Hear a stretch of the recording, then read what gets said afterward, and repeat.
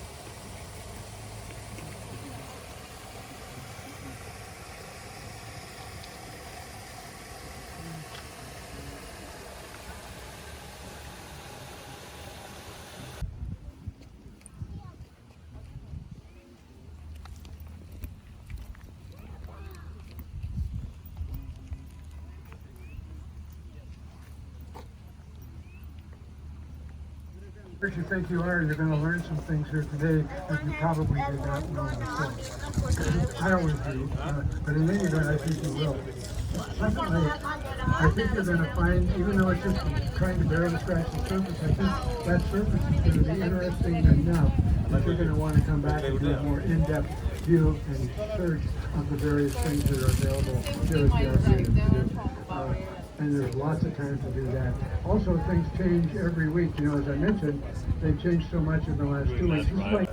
Okay, we're going to move on down. Normally, I would go on down the way here by the Snyder building. Snyder was our visitor center before the Oswald opened up. Snyder was the visitor center from 1971 until 2005. So it actually had a longer run than Oswald has had up to this point.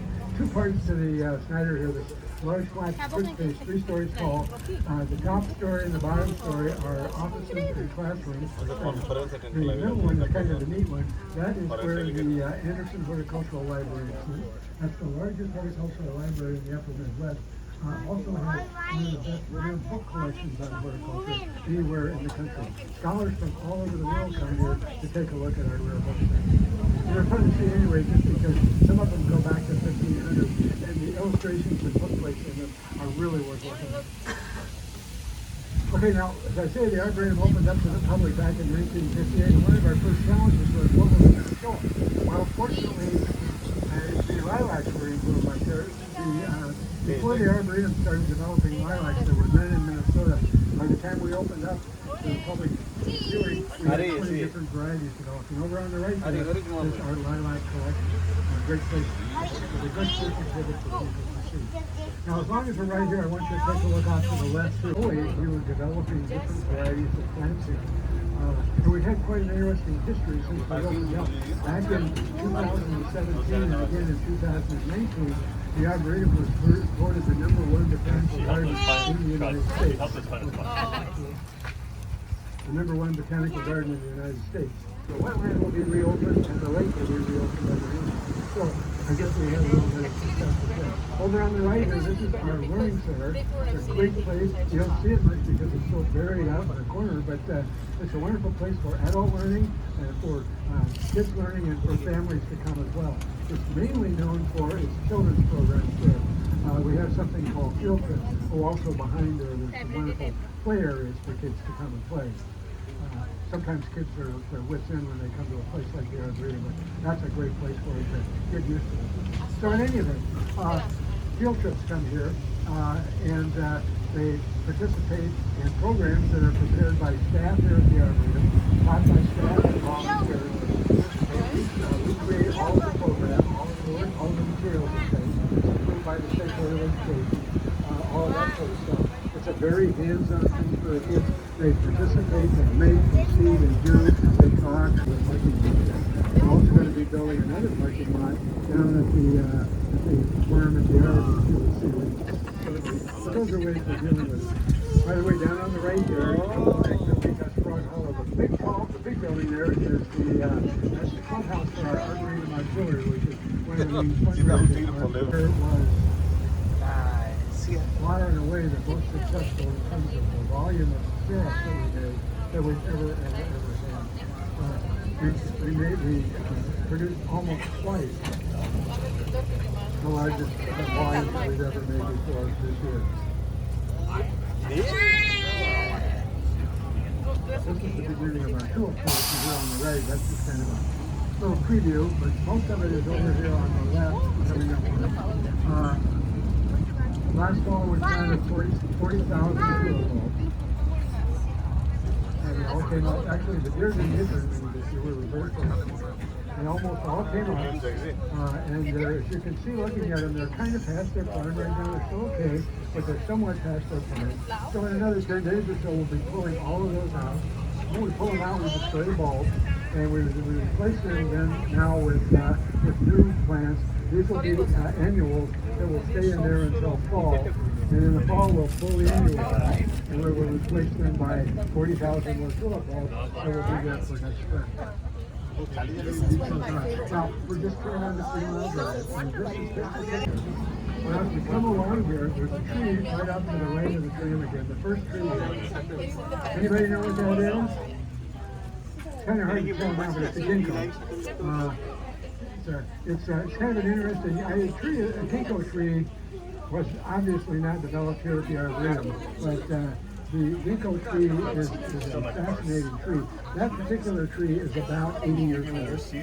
Didn't go very fast, but it's about 80 years old. If that tree is allowed to live out its normal lifespan, we don't build a condominium on top of it or do anything to hurt it. If it's allowed to live its normal lifespan, how many years will that one little tree live? Anybody know? 2,500 years.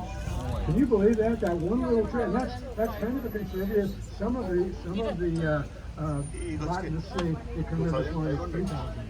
I think that may be a stretch, but in any event, 2,000. We're about 100 where the tallgrass prairie started, and we obtained seeds from the tallgrass prairie. We got them back here and planted them here, and the result is the largest seeded tallgrass prairie in the state of Minnesota. Now, again, it's suffering from a couple of things. First of all, the very, very late starting spring. Normally it would be significantly in bloom right now. About all you're seeing now are 3 goldenrods starting to get going out there. But Norm Reedham had said, we're stonemasons and we're going to have our annual convention here, and we would like to build some stone walls, not using mortar, to kind of demonstrate how well you can build a mortarless stone wall. And the Arboretum at the time thought, okay, they'll probably fall over in a couple months. So, well, that was a quarter century. Yeah. There are thousands of ash trees here in the Arboretum, but each of these trees here represents one of those thousands of varieties, one of those thousands. 2 others because they were kind of interesting varieties that we developed here, and we just kind of like to keep them around for old time's sake. But all the rest of them are going to be gone in 10 years, with a couple of exceptions. So, down at the bottom here, there are 2 ash trees, very ugly looking ash trees. They're from China. Actually, they're from Asia. And they lived side by side with the emerald ash borer for about 1 million years. So they learned how to play well with them. The emerald ash borer does not kill that tree. This is our crabapple collection. Again, it's a collection. We've got about 100 crabapple trees here. Each one represents its own variety. As you can see, looking at them, they're from all over. Some from Arboretum, some from someplace else. And the point of doing it this way is each one of these trees, because it's a different variety, it's a little bit different than any of the other trees you see here. So people can come through here, they can take a look at a tree. A lot of people want to have a crabapple tree, especially this time of year. But you can come through here, you can take a look, and you can see all about the tree. What kind of crabapples does it have? How many crabapples does it have? What kind of blooms does it have? What about the color of the blooms? How long do the blooms last? The lady here last year who she was on the tram and she said we should take the tram ride sooner before I talk about her. So this is our maple collection again. One variety for each species, or one tree for each variety. You notice it's real close. We're working with the gardeners here at the Arboretum. We have a name for that one. That's called the fuzzy telephone pole maple tree. And when we use that name, everybody knows exactly, out of all the trees in the Arboretum, which one we're talking about. So that works very well for that. So it's kind of neat too, although you didn't want to see it in your house. The person, it was dedicated as a memorial, and there's a plaque for somebody who died, and there's a plaque at the bottom that says, "Reaching Up to Heaven." So that's kind of a neat tree for that sort of thing. Now we just turned into an area that is one of the true gems of the Arboretum. This is the Harrison Sculpture Garden. The Alfred and Ingrid Harrison lived right over on Lake Minnetonka. They themselves traveled all over the world to collect the sculptures that you see. Almost, but certainly any other sculptures here, all the other sculptures combined for that matter, probably most other sculptures in the world, except for something like the Landscape. That is a historically very fascinating and significant stuff. Way up at the top of the hill, there's one, the sculptor who made that one, Rudolph Behling, made 3 of them, a real big one, a real small one, medium-sized one. This is the medium-sized one you see up at the top of the hill there. The real big one was the centerpiece of the 1972 the landscaping done. The landscaping that we had there was determined to be an invasive species, so we had to take it all out. But we retained a landscape firm in China and told them to fix it, and hopefully that's what we're going to do.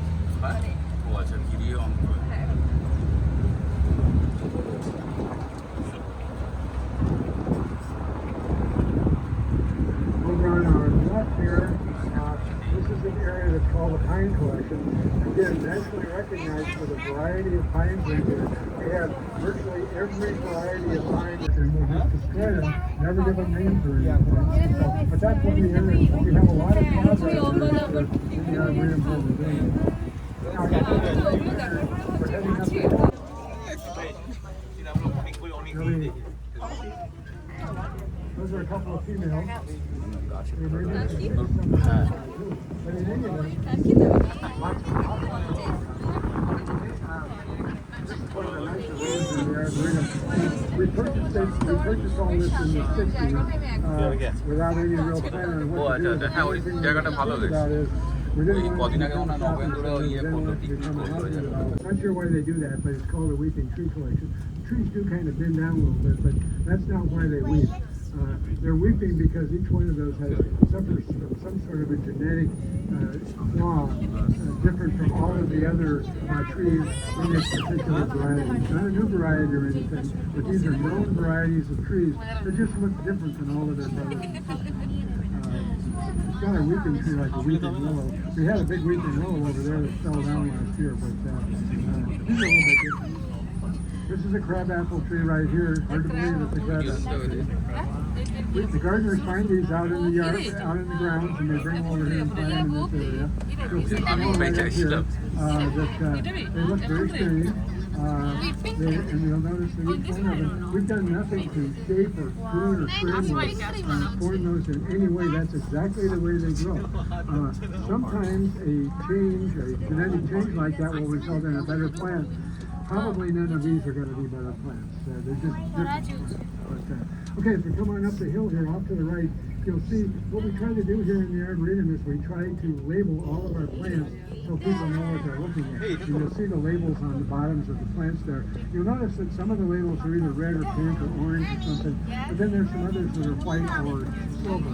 The ones that are red or pink today, if you are not ever thinking about being a reader, you can take the ticket to you to get through the data later and download it on your phone and go up to the membership up there, and they will give you a discount on the annual membership. You can do that today. In any event, we're almost at the end there. I do hope you enjoyed it. I hope you had a good time. I always enjoyed it. And I could do it 3 more times. Imagine every hour, almost every color in the book. I'm running out of flowers. Forests are different, all kinds of different things that you see on these things. So the Great Auto and the staff did a marvelous job this year of collecting and planting and doing with all of these plants. Sadly, another 10 days, we'll be pulling them all out and destroying them, replacing them with anyway. Little girl here, they will be just allergic to smell, but they will be here until the fall. When we pull those out and we put them in another 40,000 tulip bulbs waiting for them.